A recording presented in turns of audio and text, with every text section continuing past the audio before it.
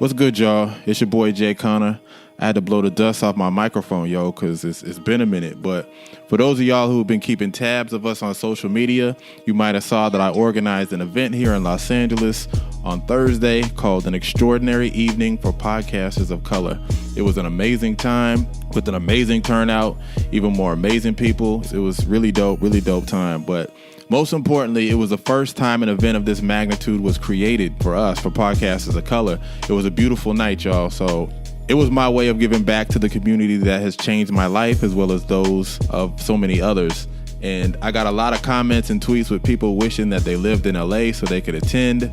So I didn't want y'all to miss out. So I decided to record it so that everyone who was at home and who couldn't be in the building can at least partake in the panel portion of what it was that I was seeking to create. So before I get to it, I want to give a shout out to each one of my panelists, the big homie John Asante over at Stitcher, as well as the host of his own show, Play It Back, my guy Sam Sanders over at NPR's It's Been a Minute, the incomparable Paulina Lopez of Super Mamas, and the big homie Mr. Shaun Lau over at No Totally. So I want to definitely make sure I show them some love and thank them for being a part of my panel on this event. I also want to give a shout out to all the sponsors and partners who help execute my vision and help make my dream of celebrating people of color in this industry a reality. So first and foremost, I got to give a big shout out to my presenting sponsor, Simplecast, as well as Table Cakes Productions, Wave, Radio Public, Squadcast, Heel Sound, She Podcasts,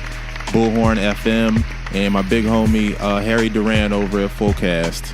And I also got to give a shout out to my partners on this event, AudioBoom, Inner City Arts, the venue where I hosted it at, the Mi Alma Productions, who helped me produce this event, Comfort LA, who provided the food, and you know everything over there is banging. And last but not least, definitely got to give a shout out to my family over at TuneIn, which hopefully you're listening to this episode on right now. I really hope y'all listening on TuneIn, but let's get to it. Peace.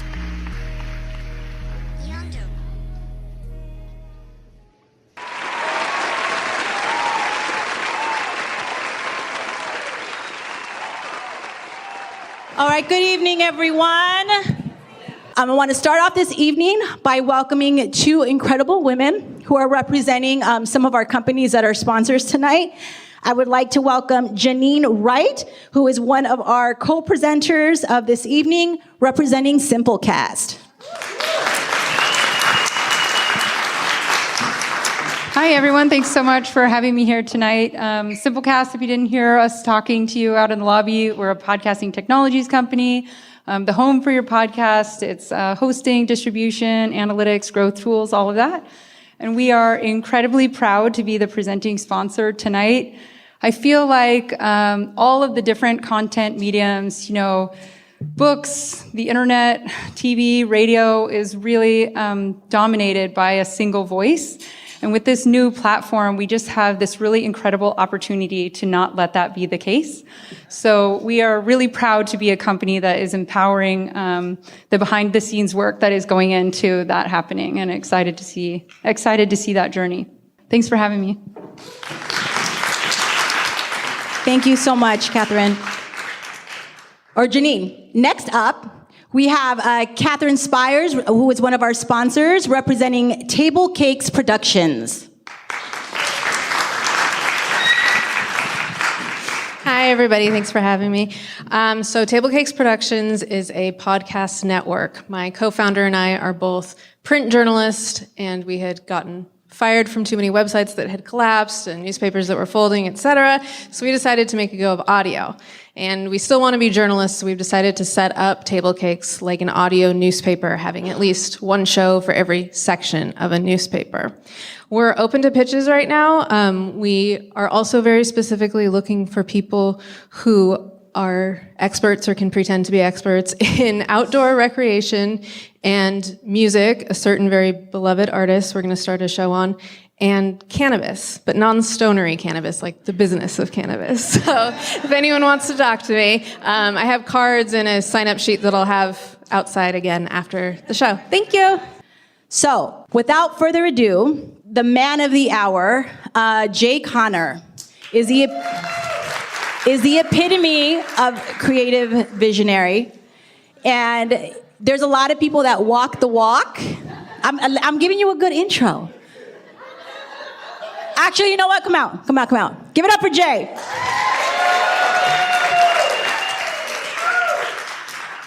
There's a lot of people that walk the walk.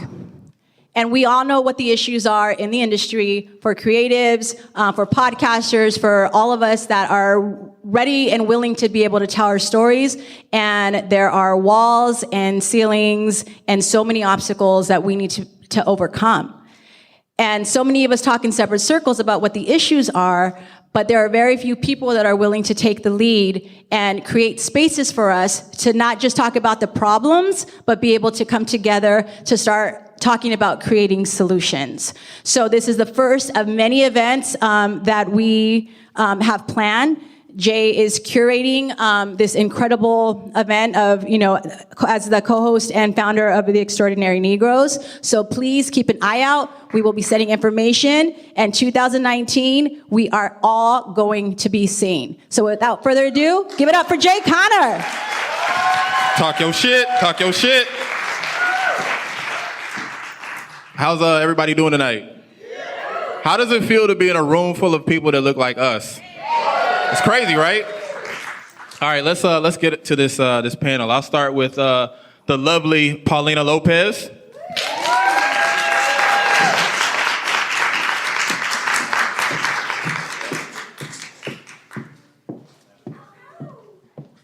Bow chicka wow wow. Thank you. And next up, we'll do Mr. Sam Sanders.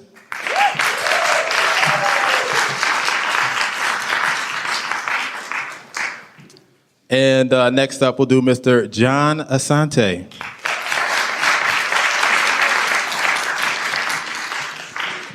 And last but not least, Mr. Shaun Lau. Now we only got 3 mics. We're gonna have to pass these around, y'all. But I guess I should ask you guys, how does it feel to have this event? This is awesome. Well, for me, this is the first. You can take it off. Oh, okay, great. This is the first. I was telling you that I always do events with girls. Yeah. So this is my first event with Mel. So Yeah. I feel a little flustered. Right? Sam? I have been on a few panels about podcasting here. I've been there and too. I've always been on them with this guy, John Asante, who I love so much because we used to work together for a few years at NPR. And to this day, people still confuse us for each other. It's true, but not tonight. Somebody called me John once too. I remember that night. Yeah, it feels amazing. Kind of used to being picked as the token guy to kind of fill the slot, who had happened to work for the X, Y, and Z companies. But tonight it feels good to kind of give back and give inspiration to those in the podcast community, and also in turn learn from y'all who are doing it either independently with different companies, making it a hustle all of your own. So yeah, thank you. Shaun? Yeah, this is amazing. But it also reminds me why when people suggest that I do like a live show of my podcast, why I always say no. Because it's kind of terrifying. But like you said, like just being in a room that feels full of community is amazing. Yeah, this is great. So before we kick off, I want to make sure that I give a shout out to TuneIn. Hopefully those at home are listening right now on TuneIn. So let's get into it. How did you get into podcasting? We'll start with Paulina. It all started about 7 years ago when I first became a mom. I felt very lonely.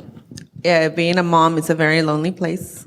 And I fell into this huge postpartum depression. And I felt alone. I didn't know who to talk to, who to go.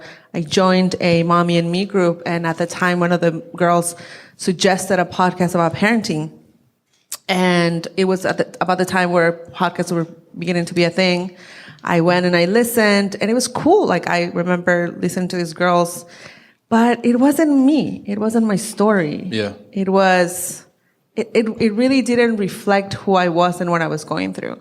So when my sister, who's my co-host, she's not here tonight, became a mom, she said, "Oh, damn, this is hard."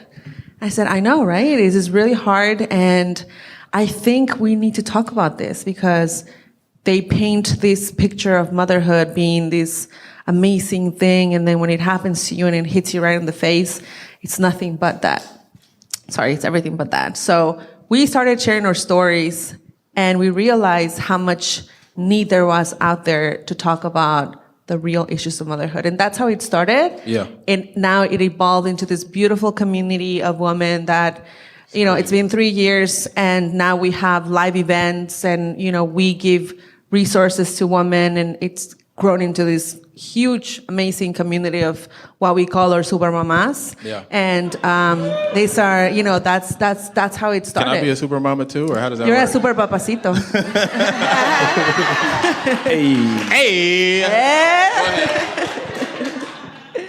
So, that's how it started. That's how it started. And it's what started like a little side project. Now turned into this full-time, amazing thing that it's one of my biggest passions. I love sharing my story and talking about it and finding my voice behind the microphone because we are very real.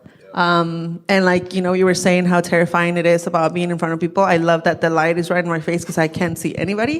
Yeah, there's a lot of people out there. That makes me feel like, I'm recording a podcast and I can just be myself because I also turn to, a very quiet person when I'm not in the microphone. And for those who didn't catch it, what's the name of your show again? Super Mamas. Yes. Super Mamas Podcast. Sam, how'd you get into podcasting? How to get into podcasting? I've been at NPR pretty much my whole career. I started there in 2009. I had a year-long fellowship, left for a little bit, but came back as a producer.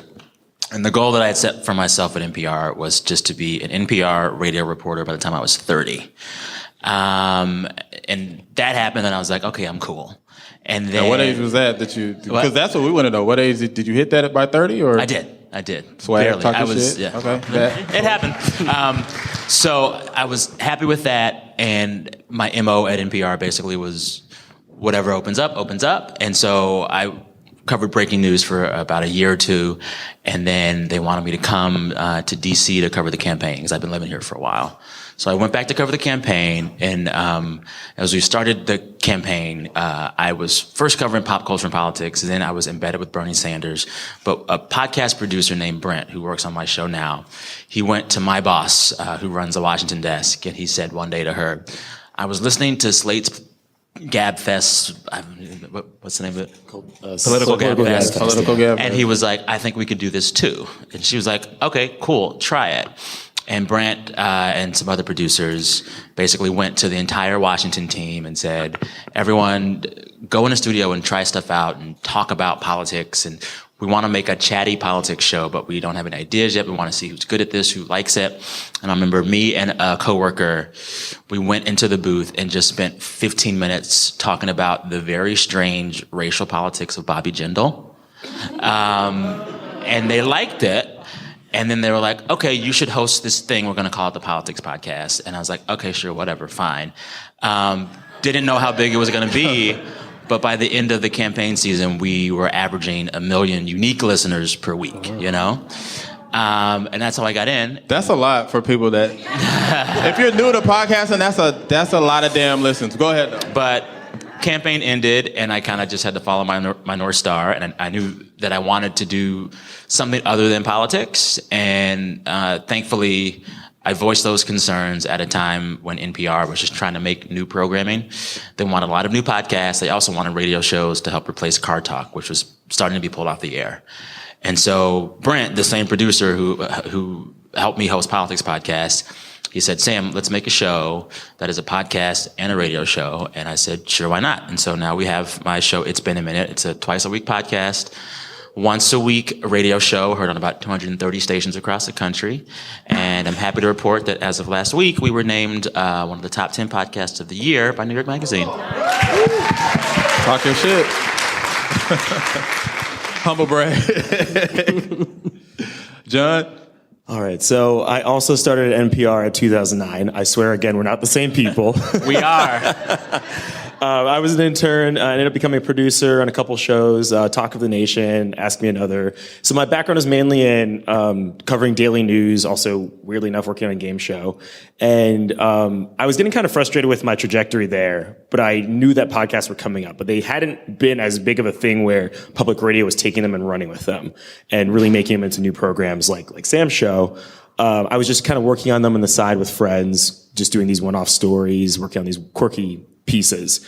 Out of frustration and kind of a change of pace, I left NPR in 2013, did another job, and eventually realized I missed telling stories, came back in 2015, this time with WNYC. And I got in because I went to a National Association of Black Journalists meeting in New York, in the New York chapter. So shout out to them. And they were looking for a producer to work on this new sort of like narrative unit that they were developing to create podcasts. Specifically through really develop WNYC studios. And the podcast I was told that I was going to be working on was about the kind of like the explosion of gentrification in Brooklyn. And what that ended up becoming was There Goes the Neighborhood. And I really enjoyed working on it. And the first thing I noticed when I got in as a producer was that it was terribly managed. Like no one was communicating with anybody. The marketing people didn't know how to market the show. The producers didn't know the deadlines to get it to the people like publishing the show. There was just a hot mess. So I came in and just kind of worked as a project manager, but also editing and producing pieces. And I realized I really enjoyed doing this because there wasn't the demands were different. It wasn't the same grind that I was used to. That job only lasted a few months. I ended up taking a job on The Takeaway, so I went back to Daily News, but I was able to get a little bit more leeway in what types of stories I covered. I did a lot more of the pop culture. And but after like a year there, I realized I really wanted to get into podcasting. And so I had been looking around, both in New York, different cities, in LA, and a job at Stitcher came up. And I moved out here last summer, got the job while driving out here. And now I'm a senior producer at Stitcher. I develop, produce, and project manage and launch a ton of podcasts coming out every quarter, every year. And I think I've helped produce at least 12 podcasts since I've been there. A couple of them being, Sold in America was one of the latest ones we put out. Heaven's Gate we've done. I'm trying to think of another one. Dear Franklin Jones. And so I'm launching a lot of the network shows, but also some of like our stuff that's on behind our paywall. And it's been a really amazing experience because I'm able to help influence the type of actual content we're making. Like, don't just talk about getting diverse candidates, like actually get in there and like cultivate them. And actually the fellow that I helped hire is in the audience, Kristen Torres, wherever you are. Kristen! There you go. Kristen! So my mission has been to not only make content that sounds like us, like America, like the melting pot that we say we are at least, but also to help cultivate that talent so I can see someone else like myself in the newsroom, in the boardroom. And how many senior producers are at Stitcher? Just one. Thank you. Come on, son. And Shaun, how'd you get into podcasting? Wow. I'm a podcaster, so there's a long version of the story. There's a longer version of the story. We want the one that's entertaining. That's what we want. Well, that's difficult. I'm used to being able to edit all the boring stuff out. So let me start with when I was 2 years old. I was essentially raised in a radio station. My mom worked promotions at a rock station where I grew up in Hawaii. And so I was kind of always around radio. I'm going to fast forward to college. I'm not going to go through my entire life. I apologize. Yeah, we only got like an hour and change, bro. So when I got into college, University of Hawaii, they had a college radio station there, and I really wanted to be a part of it. And that was in the late '90s, early 2000s. Fast forward another decade or so. And I was listening to podcasts all the time, and being in radio, my favorite thing was kind of taking these narratives and these stories and not necessarily ones that were already, kind of radio ready, but ones that you could work with and shape through editing and audio engineering, that kind of thing. So a lot of it had to do with just kind of giving myself that creative outlet. So it just, in the beginning, it was just me and a friend. We would watch a movie and talk about it. It was a very standard, boring podcast, two dudes talking about a movie. Stop me if you've ever heard that kind of podcast before. And then I got on Twitter to promote it in about 2015. And the whole goal was just like, I'm just going to blast out these tweets about my podcast so that people will listen to it, because that's how it's done. Yeah. And because I had the massive privilege of growing up a light-skinned Asian man in Hawaii, where the population majority is Asian, I didn't realize I was a person of color, per se. And so when I got on Twitter in 2015 and the grand jury made the decision on Darren Wilson and, other events, I started realizing, I know this is kind of a shitty story, but like, it makes you realize the world that's kind of, the world that's actually occurring, right? Things as they actually are. And it felt like just two dudes talking about a movie wasn't an important thing to be broadcasting. So I just started talking about that, my learning things through Twitter and learning about the existence of so many concepts that I'd never been kind of faced with. And I bring all this up only because it was kind of a real-time thing, including on episodes of my podcast, that I have an episode that's essentially like, hey, I'm Asian American, and I'm just realizing that, and holy shit, like, what does that even mean? And so, yeah, that's the short version. Okay, cool. And for people who aren't familiar, what's the name of your show? Oh, it's called No Totally. And you guys are coming back soon, right? Yeah, just as added color, I got divorced at the beginning of last year, but I was podcasting throughout the entire thing. And in a way, it felt like a lifeline, right? Yeah. But finally, in the middle of last year, I think, thankfully, I came to my senses and was like, I can't keep doing weekly episodes. I'm spending like 12 hours a day editing these episodes because I got deeper and deeper into the production aspect. And so, yes, to answer your question, it's been about a year and a half. I have recorded things in the past few months, and yeah, I'm hoping to get back with things that I feel that are important. Okay, cool. Yeah. Thank you. Now, my next question, I'll start with John. How has podcasting changed your lives? Because I know it's had a profound effect on me, so I'm very curious about you guys. Ooh, okay. It's a tough one. Going back to when I was at NPR, back early this decade, there was a time I really felt frustrated that I also wanted to become a reporter. This guy beat me to it. I'm kidding. We were never competing. No. But I did have I did have a sense coming in that, like, okay, I'll be a producer, then maybe I'll work on some pieces on the side and become a reporter.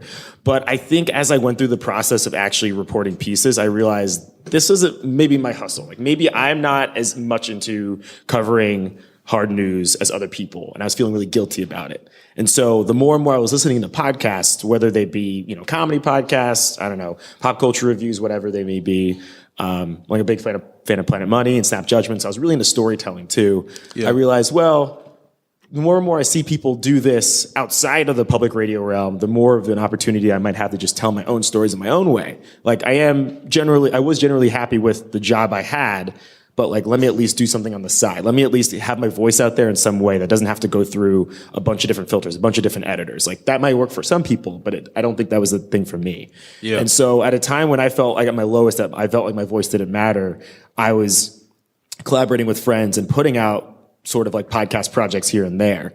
And over time that developed into me wanting to put out my own shows and my own content. And so I didn't mention this before, but I do a podcast independently, not too regularly or not regularly as much as I'd like, but it's called Play It Back. And every episode is about a musician, music lover, like creative of some type, talking about a song that has changed their life in some way, shape, or form. And so I keep it pretty short, 20, 25 minutes. And it's really a conversation of us kind of talking about how that song has like shaped their life in some way. And it's really made me think a lot about the music in my life that's really like, and it changed the way I see the world. And having that sort of creative outlet, along with podcasting now being my actual full-time job instead of just a side hustle, it's a tough push and pull, but it's made me realize how much it matters to get my voice out there and that like, you got to just push out the voices from elsewhere. Yeah. You don't have to be the biggest voice in the room. You should be a voice because someone's going to care. Yeah. Shaun, how has podcasting kind of changed your life? I mean, really, it's the thing that got me on Twitter, I guess. As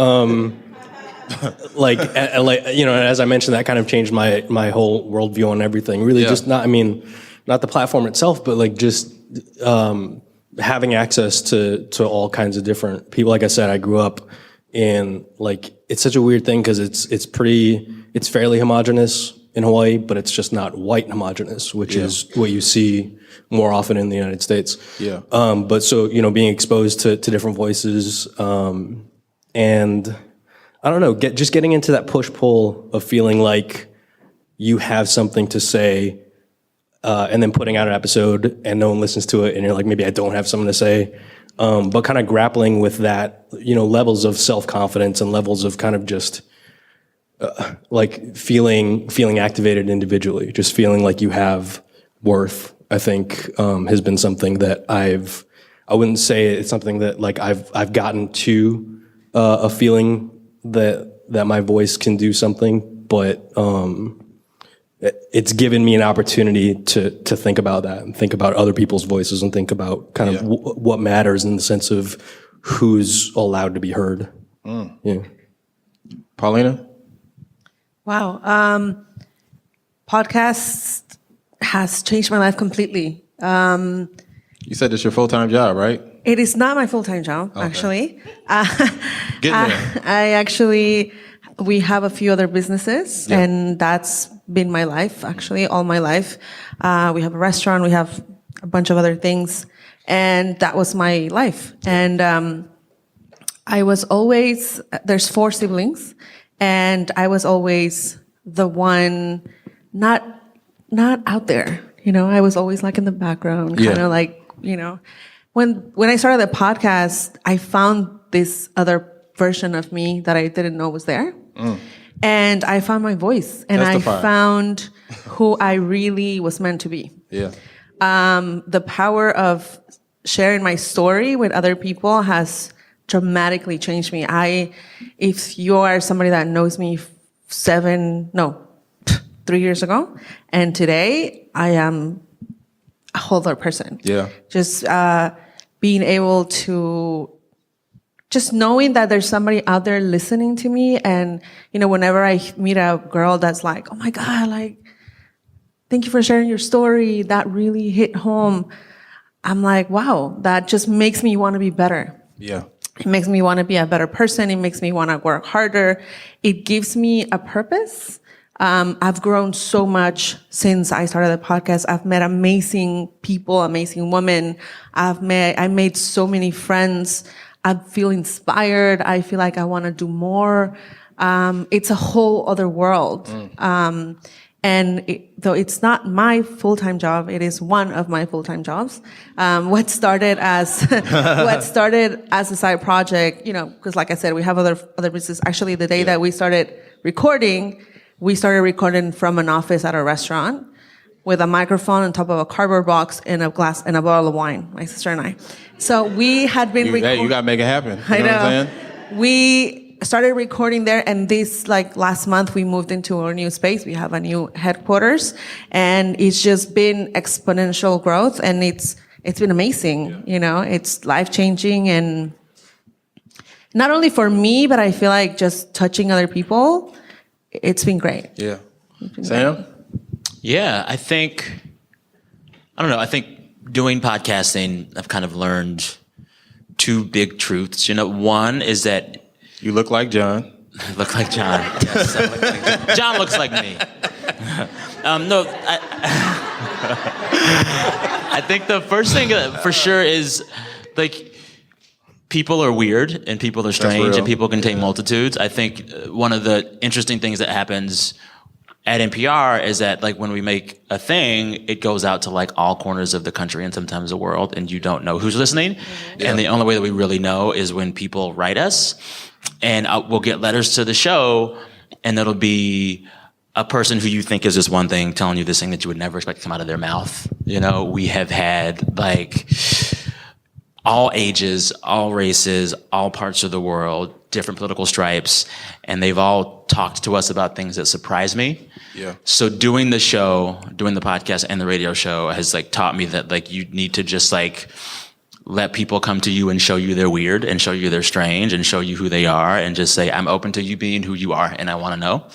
I think it's really easy right now to just, put folks in buckets. It's what we do. It's our biological nature. We're in a very tribalized time, but I'm consistently surprised by how much our listeners surprise us, and the ones you think are this are actually that, Yeah. That's the first thing.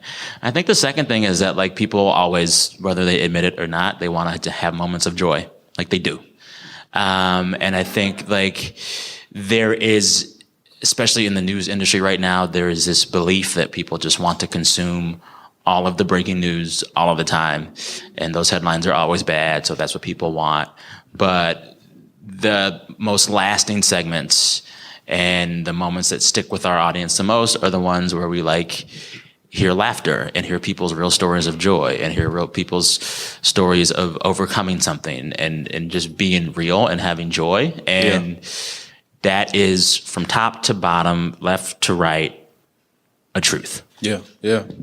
That's what's up. Now, Paulina, you have been able to build this amazing community around Supermamas. Thank you. I don't know if you guys are familiar with the show, but it's bananas. It's crazy. How did you translate your audience, or how did you transform your audience into an actual community around your show? We just wanted to feel more connected to them. We actually wanted to.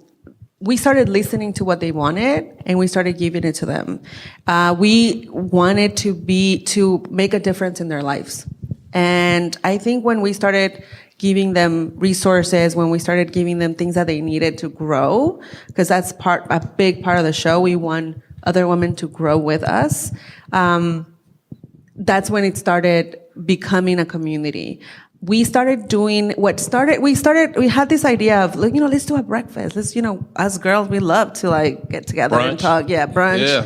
So it started as an idea of let's make a breakfast. And then it started let's do it at the restaurant. And they were like, no, let's do it somewhere else. And then we started with our first event or live event, which started also as let's do a live podcast, but it turned into this whole event where we pamper woman. And, the first year, which was 3 years ago, we got 500 women showed up with their. Y'all she don't play with their kids, and now it's this is gonna be our 4th year this coming year of the Supermama Social, and it was a social. It was targeted to moms and we need a break. We need to be pampered. We started having activations, and we added the kids. And then this year we added a Super Papa area, and finally, you know what I'm saying? We gave them beer, video games, and they were happy.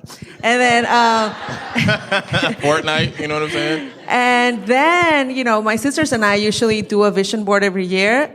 And we said, why don't we do vision board with the girls?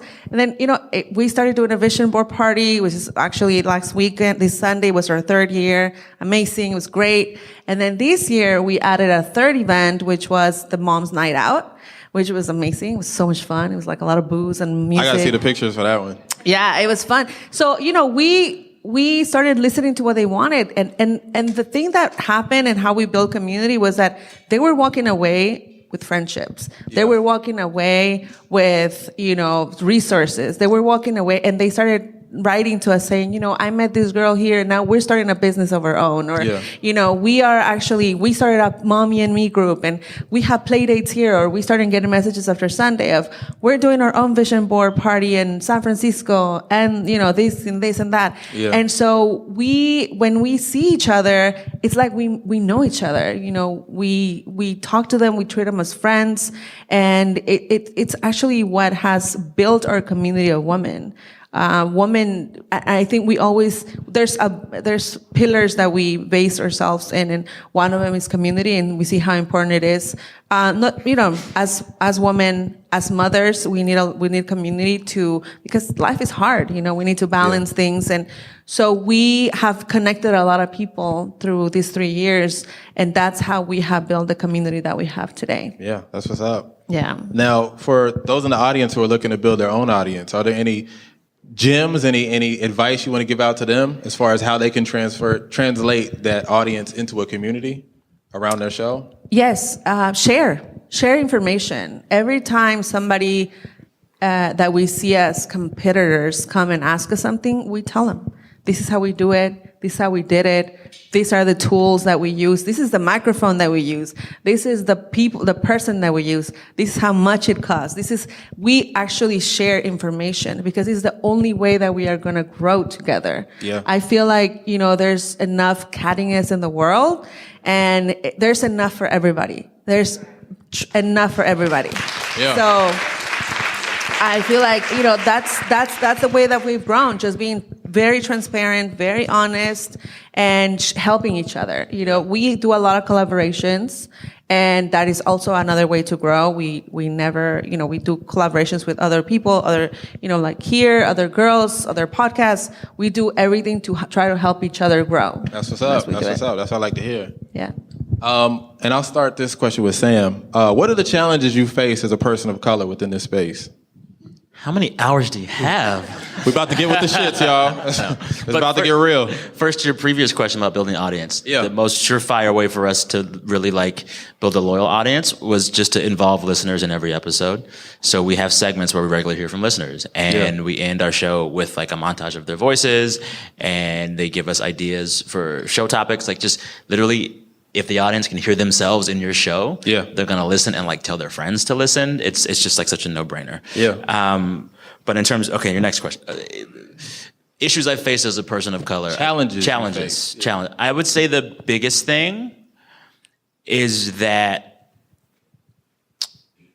managers want to see your talent and put it in a silo.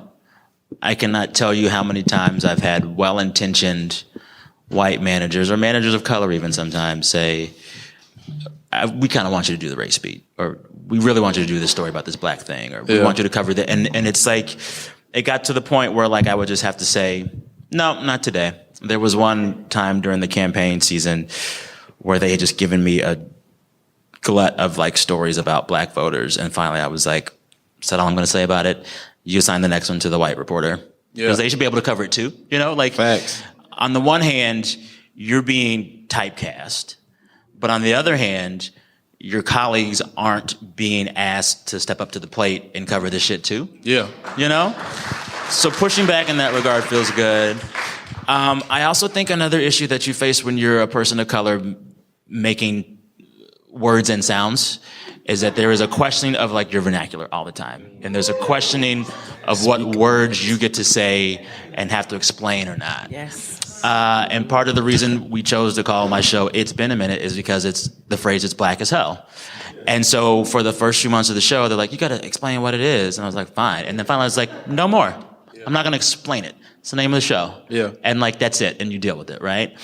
And every episode, we are there are nods to just being black. We open a segment with a little sound clip from the Atlanta Housewives. I open, yes. I think some people in here watch that show. By the It's way. a great show. It's a great show. Call it a hunch. It's Shakespeare of our times. But I don't like theme songs, and so we open our Friday shows with the song that I pick, and usually it's a black ass song, and that's what and so what has been revealing, I think, to my managers is that our audience is fine with that. Our audience is a little more diverse than the average NPR podcast audience, but still, our core demo is white women. They're the biggest chunk of our listenership, and they're fine with it, And I think that you'll have managers and gatekeepers that will tell you that they know what an audience will like or not like. They don't know. The audience that your managers think is the audience is the 5 dudes who send letters in. And that's not actually the real audience.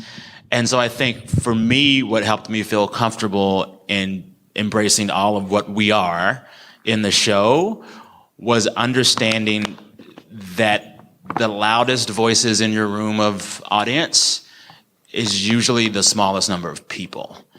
And so when you see those angry people saying, you sound to this, you sound to that, you're whatever, know that they're probably 0.5% of who's listening to you. In the same way that when you go to Yelp, only the angry people leave reviews. It's like that for podcasts, and you just have to say, all right, the truth is in the numbers, the truth is in the pickup, the truth is in the growth, and I listen to a lot of podcasts and love a lot of them. I've never written into a podcast, but I support at least a dozen, and that's probably most of you. So I would say the biggest thing is to not let the rare naysayer make you think that they are bigger than they are. Yeah. That's what's up. Yeah. John? Yeah. I know you got some stories over Partly because a lot of my job deals in development, actually creating the ideas for the podcast that we're going to make, because we make quite a few at Stitcher each quarter, each year, is, trying to get across to the higher ups, to the brass, the upper management, that these types of shows with more people of color, with more diverse content needs to be made. And also that not all that content is going to sound like everything that's on the loudspeakers network. Nothing is no offense, no shade to them. No, we're not going to make the next Read. The Read is already the Read. There is no Read but Read. Right, it's exactly. the Read. We're not going to try to make a podcast that compete with Joe Budden. We are. We have multitudes to us, just like any other podcast that's hosted by a white person. So being able to say okay, let's make the scripted drama about these people in this city, and then them pushing back, being well, is everybody going to understand that? It's no, they're going to understand it, because podcasting is made up of so many different pockets of interest in people. So being able to explain that an idea is going to work, and even when the numbers aren't working out, we can only afford X amount for the budget, is a really tough challenge. Yeah. And I feel I go through that quite a bit. And still trying though. Still trying to fight the good fight. And then another thing is also the complaint. I don't feel we get that much. I don't feel I hear it that much at Stitcher, but I guess this is across the industry, that we can't find producers of color. We can't find editors of color. We can't find the right voice. They are out there. They're in this room. They're in this room. Yes. You have to, the hiring managers have to try harder to look. I keep a rolling Rolodex, a digital Rolodex on my computer of every freelance or full-time producer that I meet, whether they're working independently on a podcast, or they work for a company, or they're licensed to do stuff for a bunch of different companies. I keep them in mind just in case I see an opening. And I prioritize producers and editors and voices of color, because I know those are the ones who get overlooked the most, or the most often. Yeah. And so as soon as I see a job open, I will send it to someone who I think is the right fit. That's very true. I've seen you do it. Because I'm just tired of there being these excuses from the bigger companies saying, well, I'm sorry, we went with this white dude because we couldn't find a Latino woman or a black man to fit that role. Or those people aren't out there. They're not saying it, but that's what they're saying. Yeah. They're not saying it. So Shaun? Yeah. Challenge. Well, I've kind of been really invested in not working for anyone. So I think a lot of the pushback that we think of, and the pushback that I've kind of been afraid of, does come from this kind of systematized hierarchy that working at a place like NPR is what I'm hearing. So I think. I think just on a personal level, the challenge, and again, it feels odd to be here, because my perception of kind of being racialized is so kind of brand new, and I want to be honest about it, right? I don't want to come up here and be I've been so intensely Asian American for my entire life. Yeah. I don't think that benefits anyone to come up here and act like that, but one of the big challenges has been that I know for a fact that I can get into certain areas because being a light-skinned Asian man allows me this automatic white adjacency. So a really big thing for me, and something that's been a real struggle is the wrong word, but a challenge. This is the kind of challenge I'm sure a lot of people would like to have, but it's the things that I am asked to do, things that I'm asked to get involved in, do often carry that suggestion. Hey, can you forget that you're a person of color for a second? And so kind of being able to say, hey, I'm going to skip this opportunity, or I'm going to take that opportunity to maybe lift someone else's voice. It's been for a hobby / job like podcasting, where hustle is kind of the center of the whole thing. When you're an independent broadcaster, having to navigate, deciding, when it's appropriate to take advantage of what you have can be kind of challenging. I know it's not challenging exactly in the way that you were asking. Yeah. Paulina? I have a challenge. And this is something that my sister and I are always fighting with. It's, for most of the podcasts are getting the money from partnerships, right? So there is the general market, and then there's our market. And Well, you know, so it's like, you know, we talk to a company and they're like, well, we have the Latino budget. Let me send you the Latino representative. Let me, you know, and it's like, but we are general market. Yeah. Like, there's nobody more loyal to a brand than a Latino woman, you know? For real. I spend my money every time on the same thing over and over again. every Like, damn time. from my mom to me. So it's like one of those challenges that we face just in general. I mean, you know, I'm sure with bigger companies it's different, but for us, when we are, you know, whenever we send or a quote or an amount, they're like, but we only have this budget. But then we hear that they gave it to somebody else that's not a person of color, and they give them 3 times more. And it's like, really? Like, I don't understand. I feel like we need to fight for our value because, like I said, they treat us like if we were not general market. Yeah. And I feel like that is one of our biggest challenges, and that is one of our biggest fights. And that is something that we are constantly battling. We have an amazing team. You know, I have my Jennifer here with me. We have an all-woman team, and we are always, you know, just fighting for our voice and fighting for our value. And I feel like that is the biggest challenge for a person of color, because they don't want to give us what we are worth.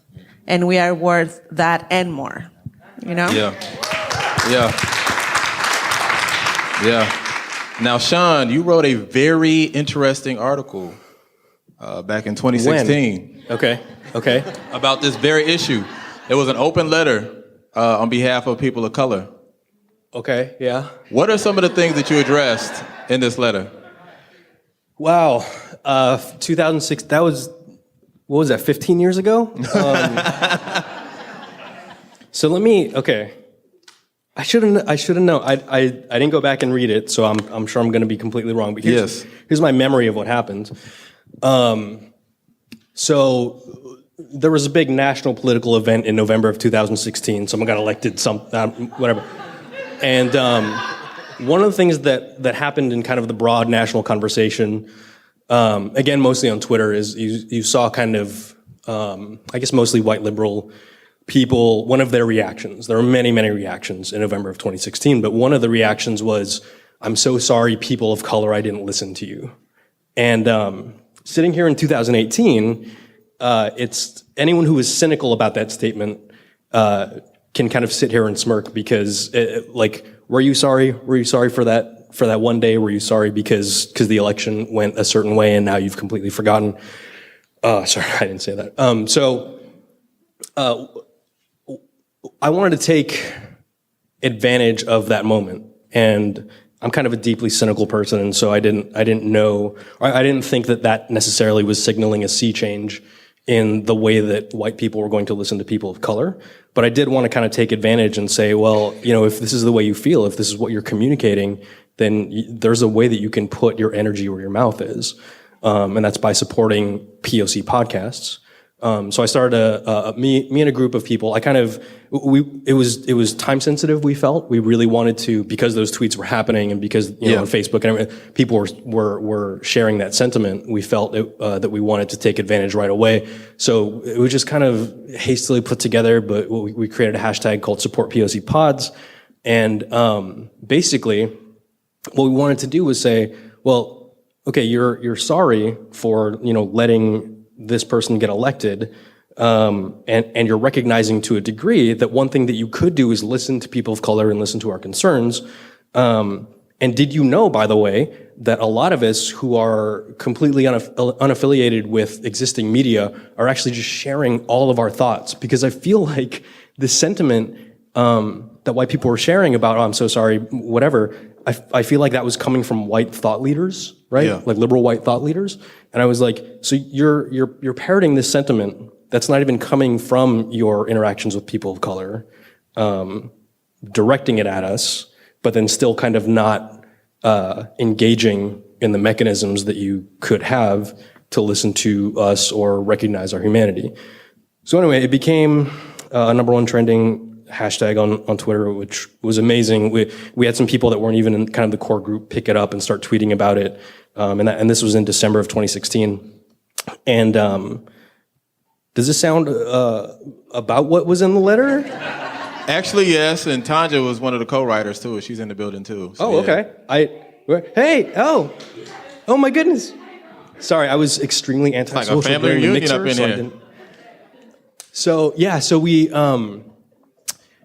the other really important thing about that was that we were able to get in touch with Apple Podcasts, and we had kind of, I don't want to say list of demands, but I'll just say list of demands. And Suggestions? sure, suggestions. Stern suggestions? Stern suggestions. My writing style is a little direct, I would say. So it kind of had that tone. And I can't remember exactly all of what was in there, but the main thing that I thought would be really helpful, and this goes to, I know that Sam was talking about kind of feeling siloed. When I would look through Apple Podcasts, I would be like, and all the other major services as well. Yeah. I was like, I would like to. I know that if I want to listen to a show about politics, I can go to a politics section, et cetera, et cetera, et cetera. But if I want to listen to podcasts, and I don't really care about the genre necessarily, but I just want to hear people of color, there was no way of really doing that. Right. And then so you start thinking about, hey, we should just make a separate section, like a separate but equal section of podcasts of color. So like you run into like a lot of... You have to go through so many white shows to get to us. Right. It makes sense. Right, yeah. So, one of the things that we came up with that I thought was really cool, and this idea did not come from me, and I don't remember who it came from, but the idea was people of color, like there should be a section for podcasters of color, but that doesn't mean that they get sucked out of all the other sections and then put into the one. We want to be segregated, but not segregated. Right. You know what I'm saying? If you, yeah, yes. Identify, right, Sylvia? Yeah. Highlight. There we go. See, I should have had this kind of help in the letter. That sounds bad. The people who were helping were awesome. The thing about that is we didn't get a response at all, and it wasn't necessarily surprising. It wasn't necessarily devastating, but about 20 of us put in a lot of work and emotion towards kind of putting all this stuff out there. And it really kind of became like a one-day hashtag that was great in the sense that it created a lot of community and podcasts that I had never heard of, and a ton of people were finding each other. Yeah. And so it was beautiful in that sense. And a lot of us got the opportunity to introduce ourselves. Yeah. And like I said before, I am a deeply cynical person, so I think that it wasn't necessarily a surprise to me that we didn't hear back. And I also kind of looked at it and was like, I put a lot of energy into this, and for whatever reason, it didn't work. And so it's definitely made me kind of think a lot more about the next thing, because I don't want to harness energy and then have it come to nothing. Yeah. Which I think is a thing that a lot of us kind of in the independent podcast space, it can feel very much like you're doing a lot for very little. Yeah. Especially when you're a podcaster of color. Yeah. Yeah. Does that? That's funny. I really should have known that you were going to bring that up. But yeah, that was it's all good. But we're running short on time, unfortunately, and I know how important this is. So I really want to get to some audience questions. I'm sure you guys have some questions for us and the guys we have and lady we have on this panel. So if anybody has a question, we got a mic right here. You can come up and just ask your question. As they come up for questions, there's a thing I wanted to say that I forgot to say when you were asking me about challenges. Yes. One of the things that I learned, especially in a legacy institution and a larger institution, you have to, as a young employee of color, figure out what everyone else at your level makes, because you're probably being underpaid. Hallelujah. And amen. Every job I get, I befriend the people at my level, go out for drinks, and at some point you're like, so what are you making? You need to know. But also it's like, I want to pass that information forward. That's real. I'm having conversations now with folks that they're hoping to cover the election for 2020, and I'm like, here's what I made when I did 2016. You should know. Word. So that, but questions. That's what's up. Share. And can you say your name first for the audience? Yes. Hi, my name is T. Lopez. I'm a fellow podcaster. I have a podcast called Mom Life Yo, and I have a podcast coming in 2019 called Come Over, Overcomer. Let's get it. And we go from radio to podcast as well.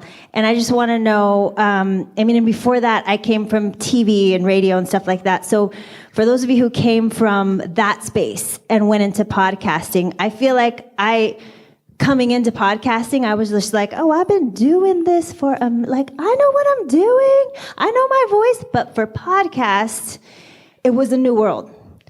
Where did you guys, coming from like the radio space or any other space where your voices were heard, what was the fat that you trimmed specifically for podcasts? And then what are the unique, important elements that you felt like worked for podcasts outside of like what was working with radio or TV or anything else that you guys were doing?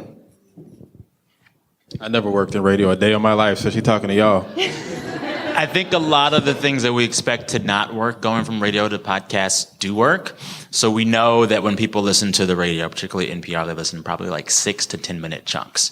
So what you'll always hear on NPR is every few minutes they re-ID. They say, this is NPR, they say the name of the reporter, they say like the name of the host. And when we started making the podcast, we know that people will listen to like an entire episode, but it's not bad to re-ID. Because when people listen to podcasts, they are washing the dishes, making dinner, taking the kids to school, doing whatever. Like that idea of the re-ID that comes from radio also works in podcasting. Mm-hmm. So if you hear our, podcast episodes, every few minutes, I will say, I'm Sam Sanders. Doesn't hurt, Yeah. So like a lot of things are transferable. I think what people, when they come to listen to a podcast as opposed to the radio, they're expecting a certain level of intimacy and they want you to be more of a person. So because you're in their earbuds as they're doing everything, you just feel different for them and you feel like a friend. So we allow a lot more inside jokes, a lot more laughter, a lot more ribbing, a lot like all of those little extra things that we would cut for radio, they can stay in the podcast because you want the podcast to the biggest extent as possible to feel like friends at a bar, like literally friends at a bar, So all of those things stay in. But there's, I figured out like the last year and a half or so of doing this show for both platforms, it's like good audio is good audio. I think the biggest consideration is knowing that people will listen for different lengths of time based on the medium, and that should dictate how long your segments are. Mm-hmm. Like when we have stuff that goes on the radio, it has to be a really high bar for us to make one thing the whole hour, right? We usually know that people are going to come in and out, so we are mixing things up and changing things up every few minutes. Yes, thank you. No problem. I just want to add to that. Yes, please. 3 important words that I keep having to remind myself: trial and error. Like, try different things. The thing about radio is that like you have the segment, or you have this segmented block of time where for half an hour, 2 hours, you have to get across, all these topics or whatever the show may be. But with podcasting, you can make the show shorter or longer depending on, what the content is. And people ask me a lot, how long do I make a podcast? I'm like, there's no good answer for that. Mm-hmm. It's really about how long will it take you to get your points across or tell a story or do what you set out to do. So I tell some people, try starting shorter. If people want more, that's a good thing, Right. Like make them want more.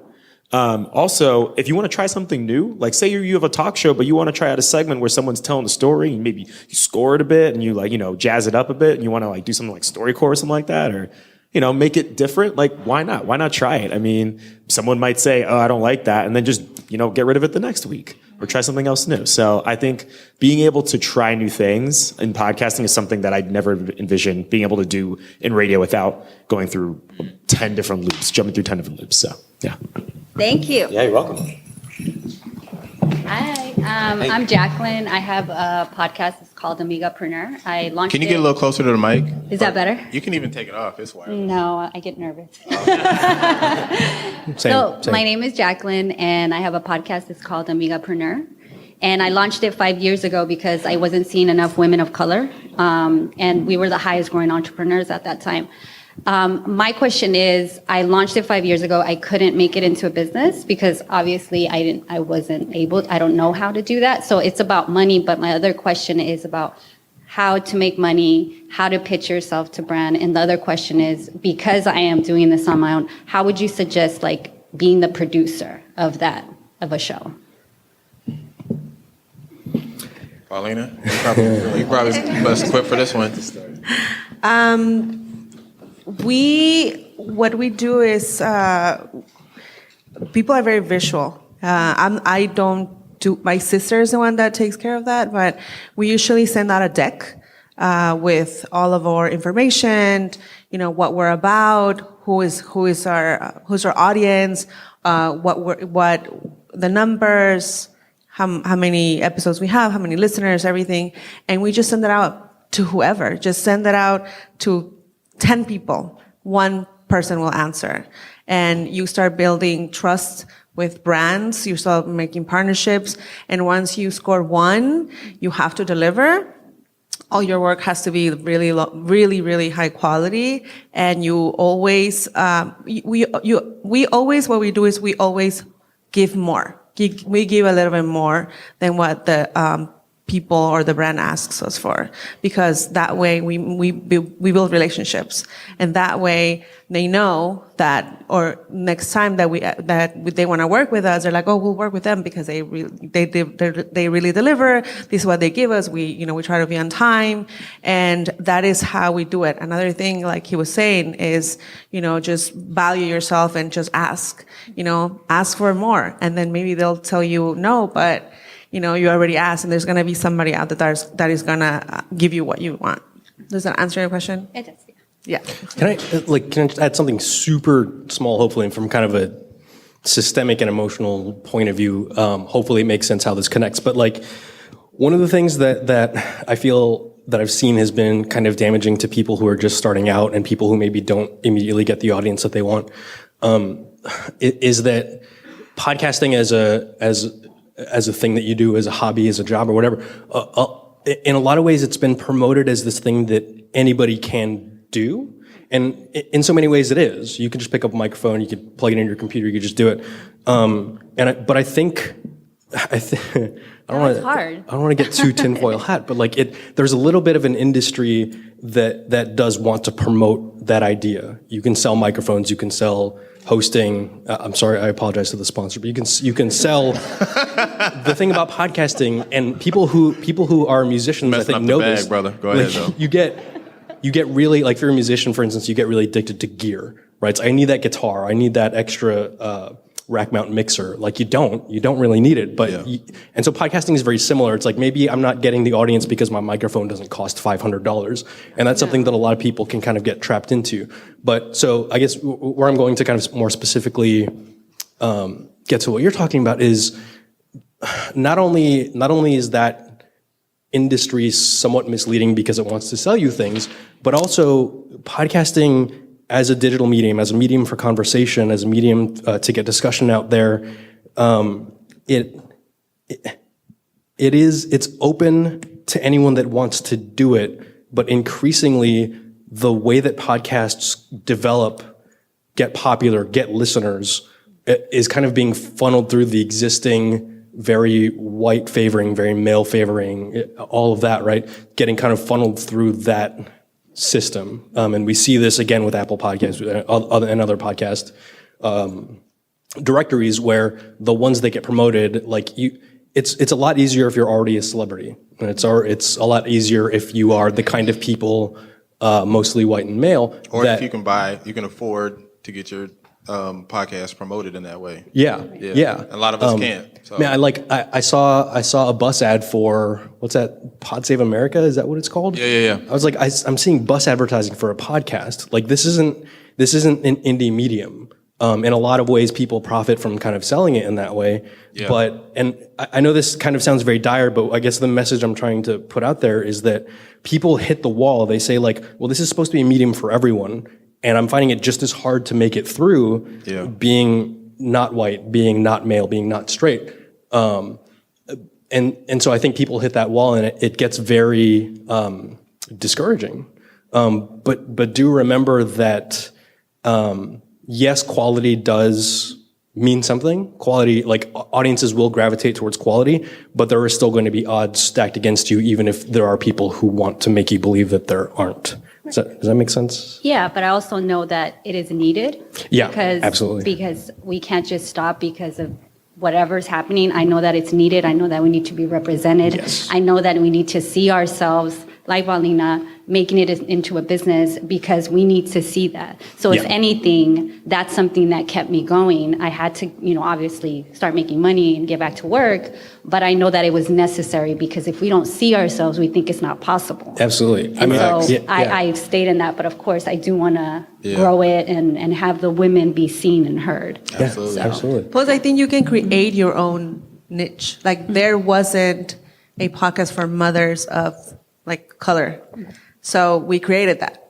So I think also that's another thing, right? Like we're all want this big, everybody, but maybe there is that Right.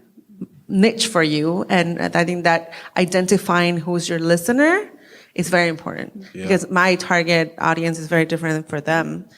So it's very. I don't know. I got a lot of mothers of color. You know what I'm saying? No. No, but you know what I mean. You know what I mean. So I mean, I don't think they want to hear about like what happens to my breast when I'm breastfeeding. You know what I mean? So it's like We definitely don't talk or about maybe that. they do. I don't know. Negroes. So talk about that. it's you have to like create your own niche. Right. And there's plenty of, like I said, there's plenty out there for everybody. Thank you for your All right, question. Hey, let's try to go through these a little quicker so we can go through all three of them real quick. Go ahead, Big Dog. Hi, I'm Sylvia. Hi, Sylvia. I'm going to peel it all the way back. Before the wine, the cardboard, and the microphone, like I got nothing except a lot of stuff in my head. First step, basic. Step one, what is it? Do you have an idea for your show? I Yes. got 10 fucking million ideas. No, do you have a idea for a one show? idea. Like, Yes. You have one idea for a show. That's the first step. that's really it.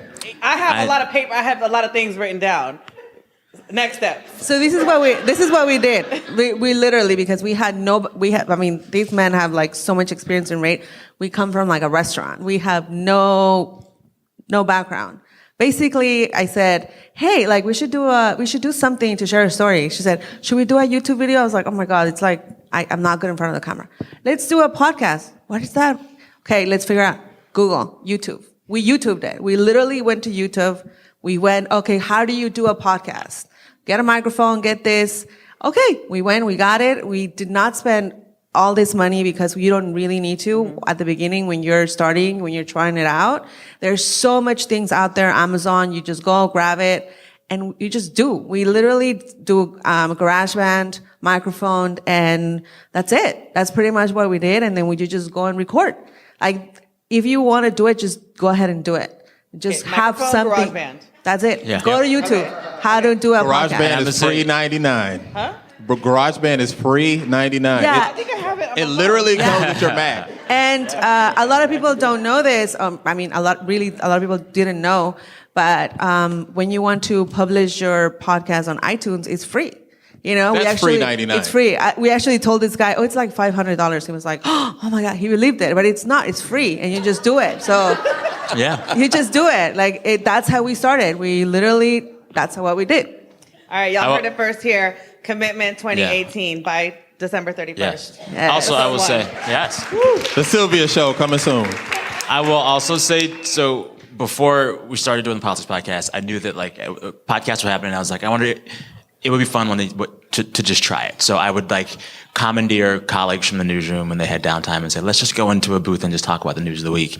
And for me, the biggest part was getting comfortable riffing behind a mic, because for so long I had been reading script in front of a mic and talking without notes and without a script. And just getting comfortable doing that was the biggest thing. But the second thing... Just talking? Just talking. Which Getting seems like you're comfortable good with at. that? It sounds like you're good at that. sounds like so you got got that. it. But I'm going to say second thing is you have to be comfortable with being edited. I think the thing that I can always tell that makes a good podcast from an okay podcast from a bad podcast is whether or not they had someone listen to that stuff with a critical ear. And I think people don't like to be edited, especially with podcasting, because it feels so personal and it's your baby and it's your art. You need an editor. You will sound I'm a better if you have Toastmaster. it. We are criticized. Good. every- You got, all but the like time. honestly, like finding a friend who you don't like that much and who doesn't like you that much, and won't be afraid to be like, that was shit. You know, like you need someone to tell you like the things that are good or bad and be really honest about it.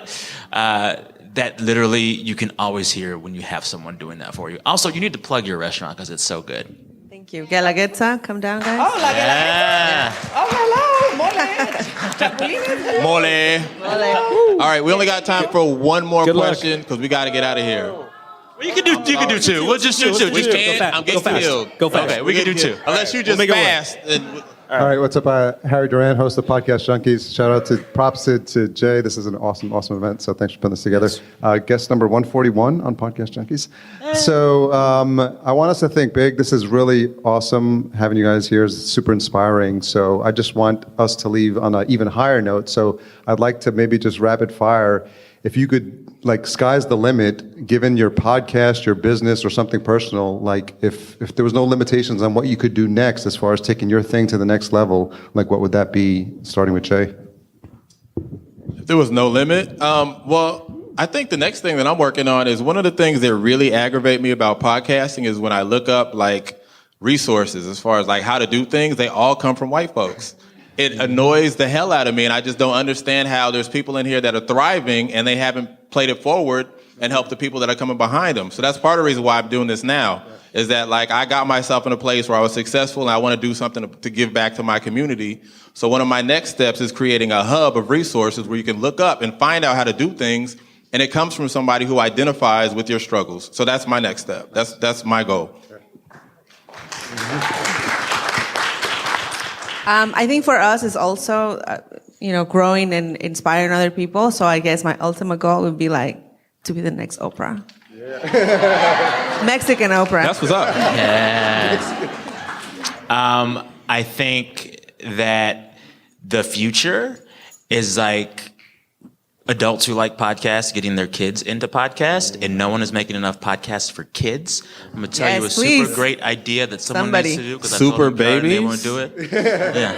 But like Super babies, exactly. yes. So a thing I have been telling to everyone who will listen for the last year or two is that, like, the podcast idea that someone just needs to do is have great voices read children's book classics. A lot of these books are old enough to where anyone can read them now, and it's fair use for everyone to use it. Like, I want a podcast of someone reading Dr. Seuss 5 times over. Yes, You play it for your nothing like kids so they that. can fall the hell asleep. Like, someone do this. That is my secret dream. Make it happen. All right, real quick, John.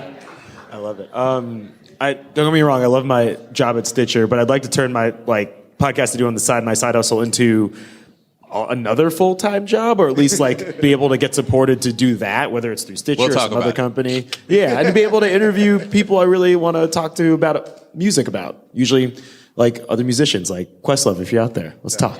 That'd be my dream interview right there. So. Yeah. Sean? Those are great answers. I'm just going to cede my time so we can get to the last. Hey, that's what's up. Hey. Oh, don't, That's what you call a team player, because I sure as hell was going to answer my question. Go ahead. Hi, my name is Tiffany Von Cox. I'm an actor, writer, producer. Thank you for having this, Jay. So awesome to have a space where we can promote and share with each other. And my question for you guys is that since I am a content creator, obviously I go out to the newspapers, the bloggers, and magazines, and now podcasts in order to promote my content as well. How do you guys like people to come to you and approach you with hey, can you talk about this? Or outside of making sure that's on brand, obviously, but what are some pet peeves or things that you like and how people approach you to talk about their work? Oh man, can I go with pet peeves first? Please. Oh my God. I know John, I know. Woo, I think I've told you about We this. talk When about this all the people time. contact me on LinkedIn and the first 2 words I see in their message says, interview me. No, I just don't like it. I just don't. It's usually from some weird thought leader or something. I think I'd much rather tell someone hey, I have they tell me what they're promoting, they have a book or a movie or a TV show, and say hey, I'm an actor in this, or this is what I'm doing, and say I'm trying to I'm making the rounds, see if you're interested in covering what I'm in or what I'm making. It's good to be forceful about it. I totally get that, but I think there's a point at which it seems I don't want someone to be on who seems desperate. That seems mean, though.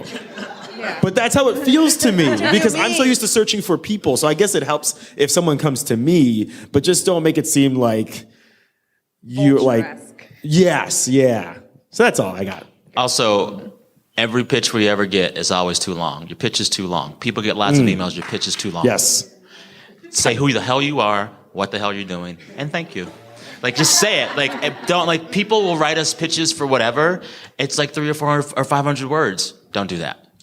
As somebody who gets several dozen pitches a day, so people trying to get on our show, the biggest thing that annoys me is when people don't have a familiarity with my show. When they hit me up and I'm like, this shit has nothing to do with what we cover.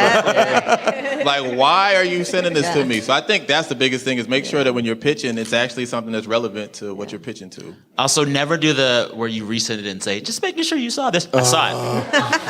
Or when they send it with the subject with the RE. Yeah. Like, nah, player, that ain't that anyway. Thank you, Tiffany. Yeah, pretty much the same thing. Like when someone sends an email that says, I love your show, so let's talk about this thing that has nothing to do with your show. It's just like the most ridiculous thing in the world. Yes, I want to take a moment. Send me pitches. You can email my show whenever you want. samsanders@npr.org. The whole team sees it. We like to hear from listeners, from possible interviews, anything. Just email us, samsanders@npr.org. Does the Supermamas take pitches too? Yes, we do. Just make sure that it's relevant to our show and that it's going to leave something useful for my listeners. Yes, yes. How can people get a hold of you guys? Follow us at _Supermamas on... Where? Oh, wait. We're asking you. Instagram, Twitter, Supermamas Podcast, and hello@supermamas.com. And supermamas.com. Also, ilovemole.com, ilovemicheladas.com. You know? She got all the businesses. Sam, how can people get a hold of you? Sam Sanders everything. samsanders@npr.org. Emails the whole show team. I'm at Twitter on @SamSanders. I'm on Instagram @SamSanders. Yeah, that's it.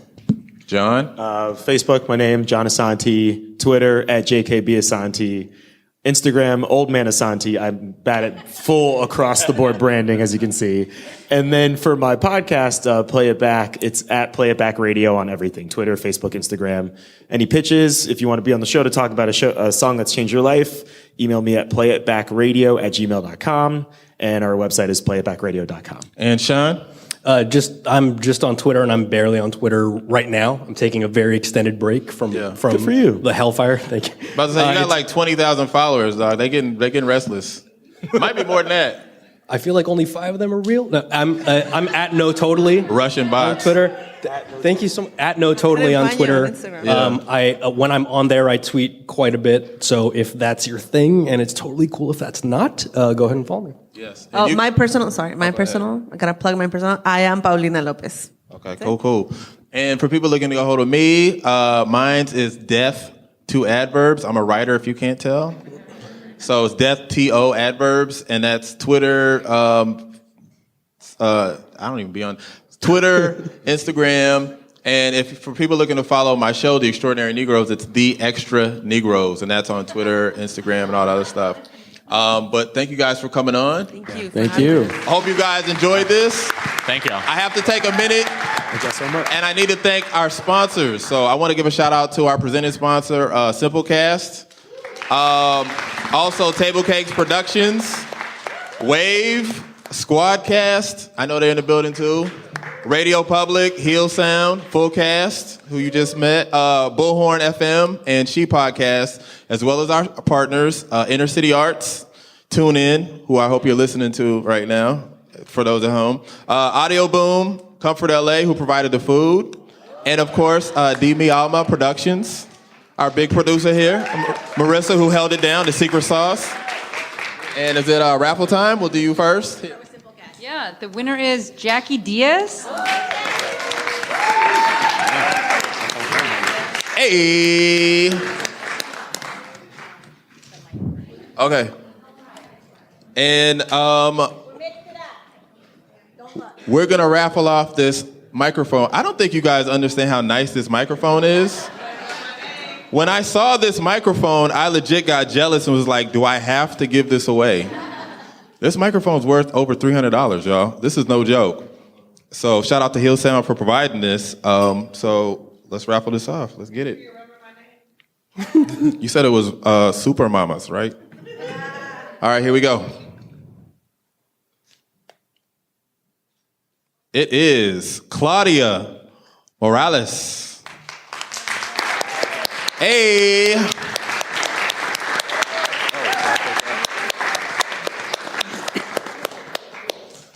Here you go, Claudia. You want to say anything to the crowd? You want to?